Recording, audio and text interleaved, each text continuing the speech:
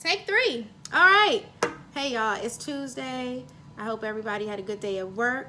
I'm glad to be home and out of traffic. You glad to be home? Yep. We glad to be home. Tired.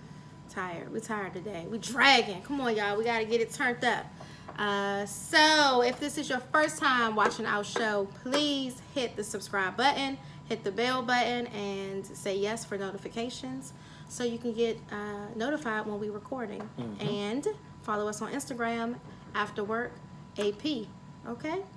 You can see all of our pictures, videos, latest links there. Follow us. First thing up for today is the rundown. My rundown is whack today. My rundown is I was tired as crap this morning.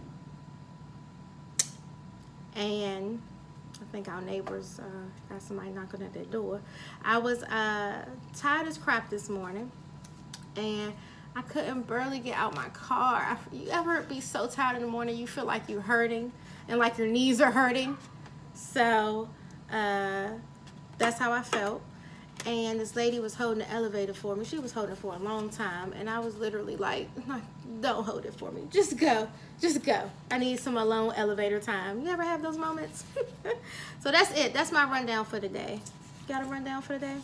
My rundown is as soon as I stepped into work, I had two emergency calls.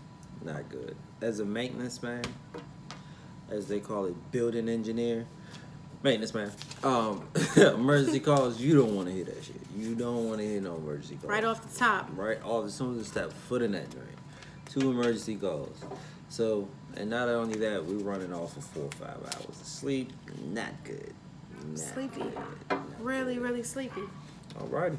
Okay, so next we're gonna go to trending topics today or daily news.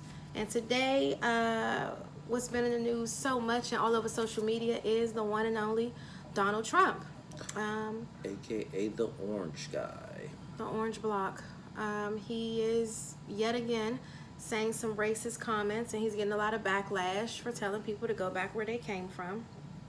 And you know, it just never stops with him. It never ends. I'm so tired of even having to say something about him. It's exhausting. I think we're gonna. I think next time I don't think we're ever gonna talk about Trump again because he's just. This is it.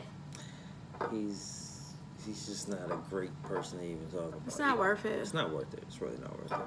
It's draining. So you know that's what's going on with that today, and also Eric Garner. Oh yeah, sorry. The police officer who killed Eric Garner it's not being charged with anything. They letting him walk scotch-free. Prosecutors, so yeah. And so that was all over the news today. That was all over the news today. And I want to shout out the fuckboy ass prosecutors. Because there's some fuckboys and girls. Girls can be fuckboys too. This is true. This is true. But also, we want to know what you think. Most importantly, what do you think? What you think. I know we're all tired of the same old story with different people. But let us know in the comments how you feel about the police officer exoneration. If you want to talk about Trump, let us know about that. We've seen and read it all. How do y'all feel about the police officer who got a gun pulled on him? I think at the IRS building or something like that. Yeah, I saw that. How do y'all feel about that? This? I made a comment. Oh, sorry. Go ahead. No, go ahead. I made a comment yesterday, and Treese kind of got mad at me because I was like, I didn't give a fuck about that. You know, I didn't care that he got a gun pulled out on him. To me, it was like you got a dose of what's on the other side of that. You know what I'm saying? But Treese was like. Treese looked at me and was like, how could you say that? Well, go ahead. Just say what you said. Well, we don't know if that cop has been, you know, on the wrong side where he's mistreated people. He may have always done his job the correct way, good to people, you know, out there working for his community and the Americans, and totally got something he didn't deserve. This dude was a security guard with a police drawing on a cop. That video is like unreal. It's unreal, y'all. So that's another trending topic. But that security guard's been charged with a lot of charges that He might be going down for a... Yeah. Because he lost his mind. What was next? Was he really going to shoot him? That's you. Seems like he was going to shoot him. And let's double back, y'all.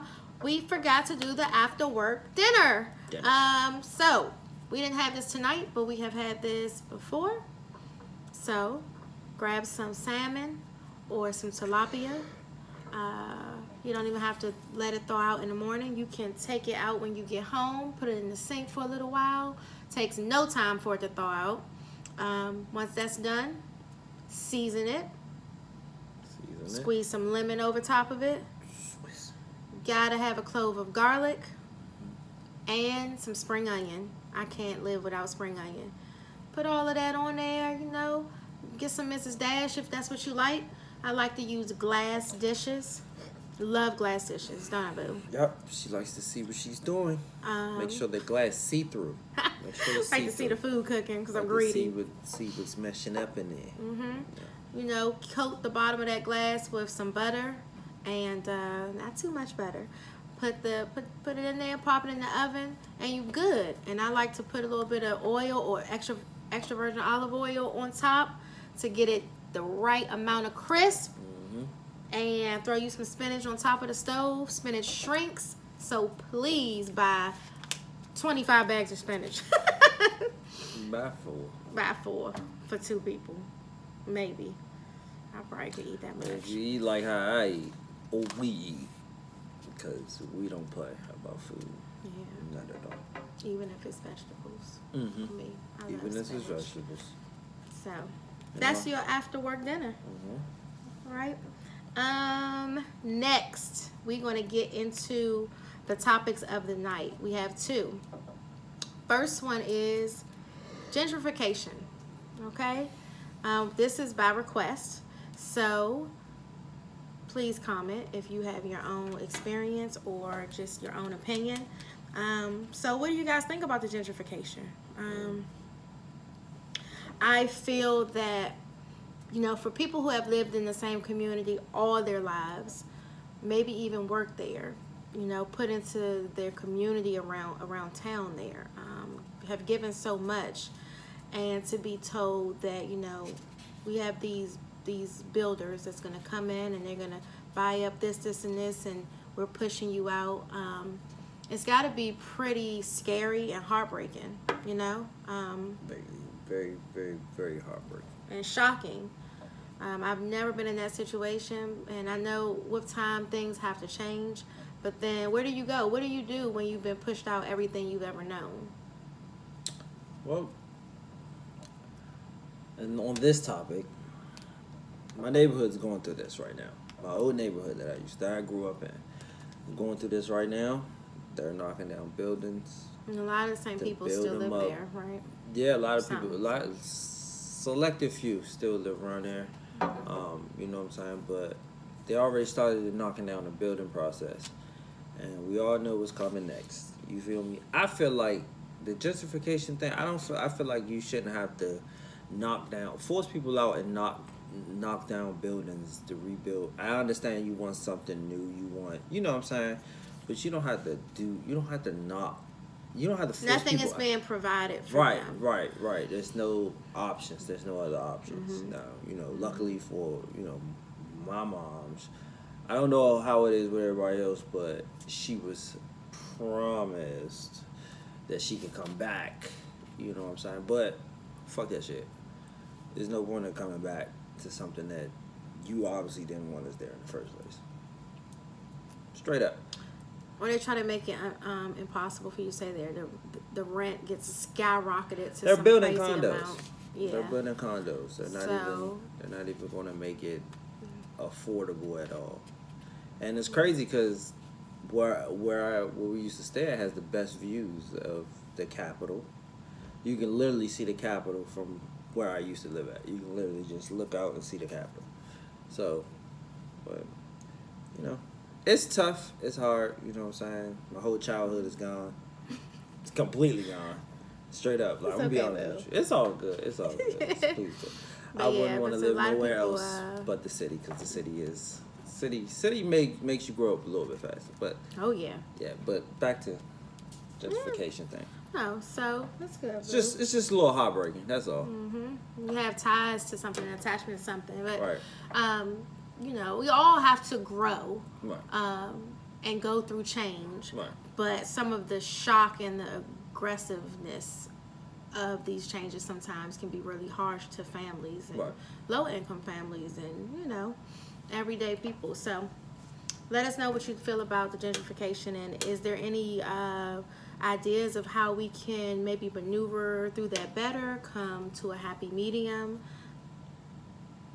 You know, Nipsey Hussle was really trying to, well, he was getting a lot of property. He was all about owning. And from what I hear, they were making it pretty hard for him. You know, so it's like in his situation, he got to a point in his life where he could get a little something, right? And they tried to make it hard for him, you know? So how can we get ahead? Next is actually police brutality, which is kind of piggybacks off the trending topic today with Eric Garner. It's really important that we talk about this and we continue to keep it in the public's eye and try to come up with something. There's been so many lives lost from a police officer when they didn't have to. I'm baffled by the, what is it called? He wasn't even a police officer, Trayvon Martin. Like, that story makes me angry every time I hear it. You know, and all of us have to care, not just black people, like white people, Latino people, Spanish people, German people, whatever you are, Arabic people. We have to care that a injustice is constantly going on over and over again to a certain group of people. Some of the videos that I see come up on Facebook and Instagram, I cannot watch them. This one video, this cop was fucking sitting on this boy's neck. Sitting on his neck, and he wasn't even fighting back. And it's like, it infuriates you so bad. It makes you angry. It makes you sad. It makes you like, you can feel the hurt from that video. And it's like, how dare you?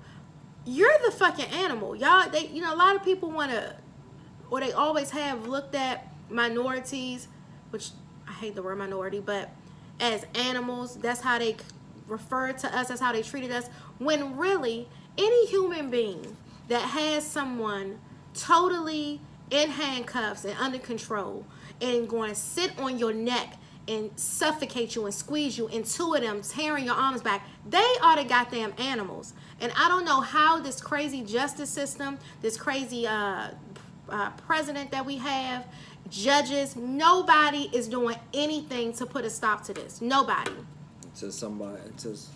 Until one of us put something in their head, then it's going to be a problem. Yeah. Which one person did that? He what was it? I can't remember who passed away. I think it might have been after Trayvon Martin. That guy went and shot up all those police officers, which was wrong. But you're pushing people to the point where it's like, okay, well now we want to hurt you now. That's exactly what's going to happen. You keep poking the bear, eventually the bear is going to bite your ass. I couldn't imagine having a son out here. I can't imagine what moms go through with young sons who have to go. I mean, I have a brother, I have a man, a dad, and an uncle, so I think about it. But, you know, when you have a son and he walk out that door and he could be the nicest kid in the world, innocent, at the wrong place at the wrong time, and then you just have a angry cop that's ready to just murder. If some of you, and white people too, I want you to watch these videos. Don't turn away from it. So some of you see some of these videos where it's clear that these officers are so angry. They're so angry. They're just like ready to kill. They're just like, that's all you see in their eyes: kill, death, murder. And they discard us like we're nothing. You are nothing to me. I could murder you right here on video and it's done. So as you can see, it's got me really upset. The police brutality has to stop. I do feel like it's just racist people who apply for a job where they knew, I can take advantage in this position. In this position, I can act out all my little shit. And that's why you got so many people who don't have respect for authority or police officers and are ready to go to war with a police officer, because it's like, I know you don't respect me and you would do anything to me, so I'm going to do anything to you before you do it. I'm not saying that that's always the right thought process, but I understand it. And I know black police officers. Shout out to all the black police officers, white police officers too, or all police officers. But shout out to the young police officers that I know, that I went to school with. I know, you know, you are good people. I know that the guys that you were in school, and now it's probably hard for you to be in a position of some of your homeboys probably look at you like you a snitch. The whole world look at y'all like y'all fucked up people. You know, it's a little bit of people know that you're a good cop. I'm sure that's a hard position to be in. You want to know something that's very, it's kind of, sorry I'm about to say this, but it's kind of fucked up. I never met a good cop. I'm 27 years old. I'm going on 28. Feeling great. But I never met a good cop. Isn't that a shame? That's a shame. I said that. Oh. I said 28. Going on 28. Feeling great. But seriously, I never met a good cop. Never met a good cop. I can't say that. You know, I haven't come in contact with many cops, thank God, except for getting a ticket. But I've been around some who seem like they really care, and they're really out in their community trying to help and do the right thing. So I can't say I never met a good cop, but I daggone sure have seen a lot of bad ones. No way. I take that back. I have met one good cop. We went on a cruise last year, going from New Orleans. Oh yeah. I met a sergeant, or I met a captain or something like that, and he just retired. And you want to know something, man? Is that the guy with the football thing? No. Okay. No. That's not the guy from the Hall of Fame. There. I can't remember. No. Oh, at the casino. Guy. Okay. It was the black guy, yeah, and he was a captain or something like that, and he asked me a real serious question. He was straight up with me. He was like, "Man, how do you feel about the police officers killing?" This before he told me that. This is before he told me that he was a police officer. This is way before he went straight in. You know what I'm saying? And you know, I answered this question. I let him know. Pretty fucked up. It's really, you know what I'm saying? But once he let me know that he was a police officer, I flipped it on him. I said, now, how did you feel around Eric Garner shooting, Trayvon Martin shooting? You know, it's a lot of things. So many. Man, when I tell you that he broke down. Like, he broke down. Like, I wasn't there. Yeah, Treese was in the room, in the cabin. Why don't you tell me about that? I remember that. I just He broke down. He was really... He said, man, he was from New Orleans or something like that. I think it was from New Orleans. Okay, yeah. I remember you telling me that. Yeah. And, he really... It's a hard position to be in. Yeah, that's what he said. He was like, it was a very difficult and hard position to be in. I said, no. And I asked him, I said, man, how could you go into work the next day knowing that one of your own killed the unarmed black man and all of that? And he told me, man, it got to the point where he couldn't be around the officers that he knew was racist. You know what I'm saying? He couldn't be around them. He was like, oh, and to be honest with you, they stayed away from him. That's what he told me. They stayed away from me. They stayed away from him because he knew that there was just one. He was like, they could have said hello and that was it. That could have been it for me. Okay, so I want to say this too. On the flip side, for a white cop, a black cop, Hispanic cop, whatever you are, whatever your background is, I'm sure it's hard to be at work every day. And I'm sure everyone probably knows who's on what shit, right? Just like at any job. Yeah, you know, that's another thing. Who ain't right. You know your coworkers. But what I'm saying is sometimes I understand that it's like I'm trying to do my job and do the right thing. And I got them over here doing everything but that, right? We can't, how do we work together? You know what I'm saying? And then how do I protect myself? A lot of them that are good cops, I'm pretty sure they're fearful that they're going to pay, because when they step up and say something, it's going to be a problem with those who do wrong. And it's been movies about that. And that thing runs deep.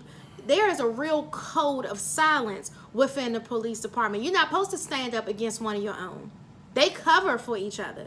So if someone say, you know, what you did was wrong or whatever, it's going to be a problem for that cop. So I do feel bad for the good ones who don't even really know what to do. I mean, but if you was really good, you would say something. Yeah. Straight up. Yep. And Courage. that concludes our... Courage. There you go. That concludes our YouTube channel for tonight. Yes. After Work AP, y'all. For events. And drop a comment, people. okay? That's what his name was, Fernando. He was shot in a car with his child. Mm-hmm. Right? Has to stop. All right. We see y'all. Peace. See y'all Wednesday.